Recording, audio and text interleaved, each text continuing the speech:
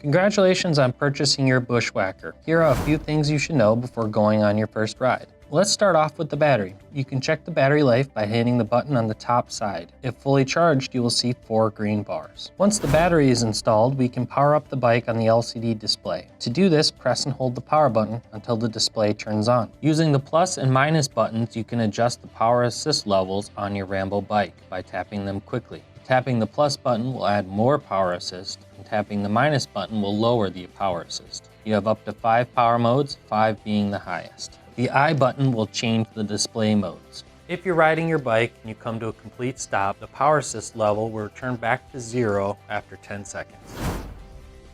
In pedal assist modes 1 through 5, you can use the throttle on the handlebars to propel you along. This can be mounted on the right or left side depending on your preference. On the right side of the handlebars will be your shifter. This bike has 5 gears, with 5th being the highest gear and 1st being the lowest gear. Low gears are good for climbing hills, and the high gears are good for higher speeds. To shift gears in your bike, stop pedaling momentarily and roll the grip shifter until you hear an audible click. If you're pedaling too fast and there isn't enough resistance, shift into a higher gear by rolling the grip shifter forwards. And if you're pedaling too slow, shift into a lower gear by rolling the grip shifter backwards.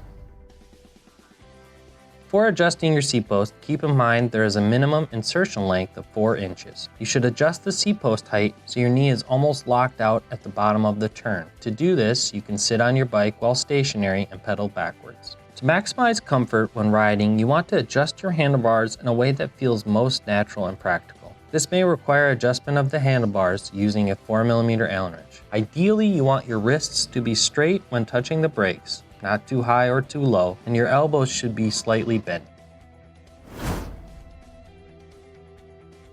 Before riding your bike, you should check the tire pressure and may need to add more air. Ideal riding air pressures can vary depending on the terrain, but 7 to 15 psi is ideal.